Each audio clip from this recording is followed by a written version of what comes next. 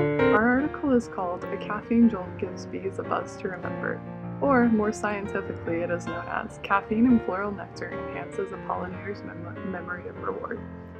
This study was done by Wright et al. At the Biology Department of Newcastle University. During this study, they looked at multiple different research questions. The first major question they analyzed was if caffeine had an effect on a pollinator's learning and memory over the long term. The next question these research analyzed is the ecological role of caffeine and its impact on pollinators.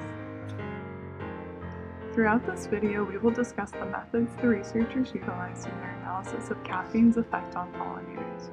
We will explain the findings that came out of this experiment, and we will also discuss future possible experiments as well as the potential effects on humans. First, we are going to discuss the methods used throughout this experiment. Researchers in this study used classical conditioning to test the effect of caffeine on cognitive functioning in bees, such as learning and memory.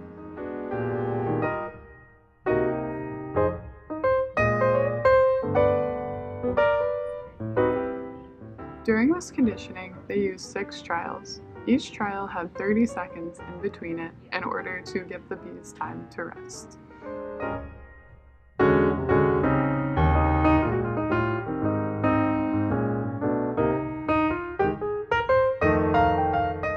The researchers in this study paired floral scents, which were the neutral stimulus, along with a sucrose reward, which was the unconditioned stimulus. By doing this, they got a conditioned response, which is known as the proboscis extension reflex, which is normally the bee's response to eating sucrose.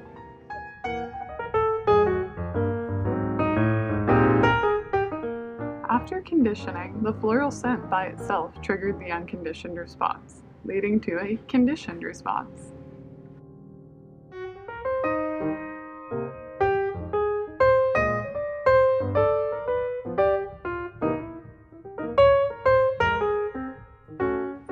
In this experiment, there were 2 groups of bees that were used.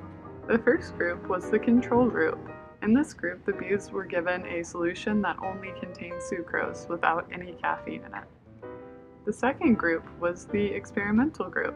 The bees in this experimental group received a sucrose and caffeine solution that were mixed. For the bees in this group, the amount of caffeine in the solution varied.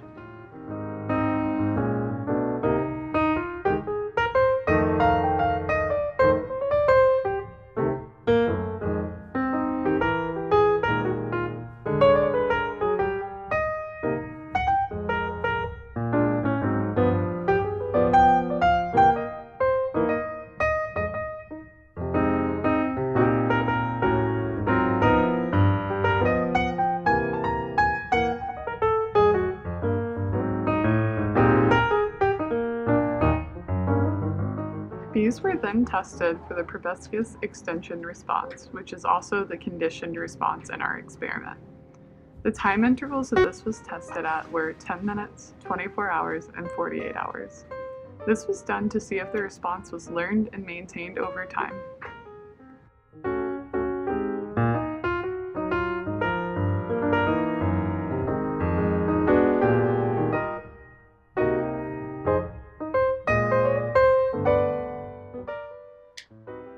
The researchers in this study found that certain caffeine concentrations are most effective at boosting pollinators' memory.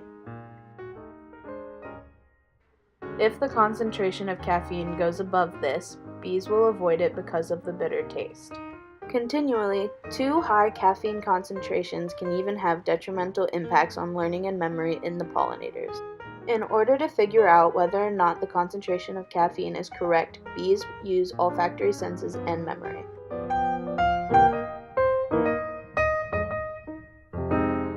This implies that pollinators are driven toward caffeine concentrations that aren't repellent but still pharmacologically active.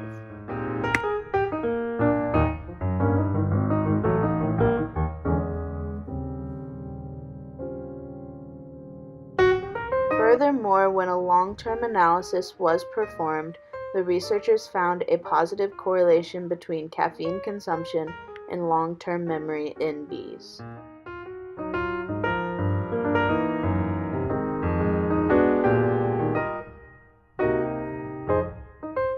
They were able to observe this by recording Kenyan cells, better known as KC cells. They look like mushrooms. In the bee's brain, this is involved with long-term potentiation and memory formation.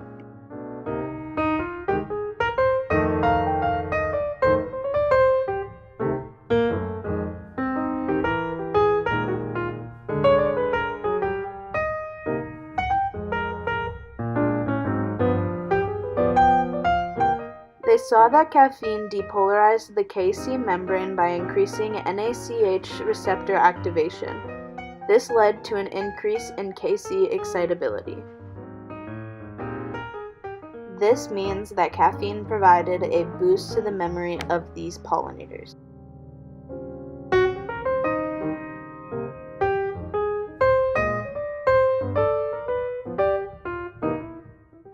These findings show that flowers with an appropriate amount of caffeine have an ecological advantage, as pollinators are more likely to remember their location and therefore visit them more often.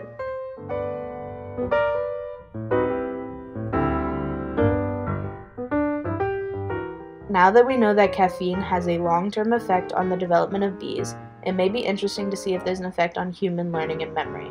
As we touched upon in an interview with UScience's faculty member Dr. Rajan, she mentioned that olfactory receptors affect learning and memory in early childhood development. Therefore, if you were to combine that idea with our article, you could look to see if there's a correlation between certain scents and an increase in overall retention of information, both short-term and long-term. This research field has a vast opportunity for continued work, and it will be interesting to see where it ends up.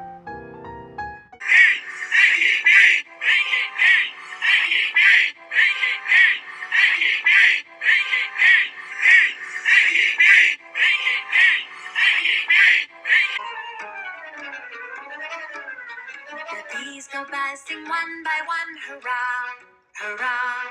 The bees go buzzing one by one, hurrah, hurrah. The bees go buzzing one by one, the little one stops to have some fun.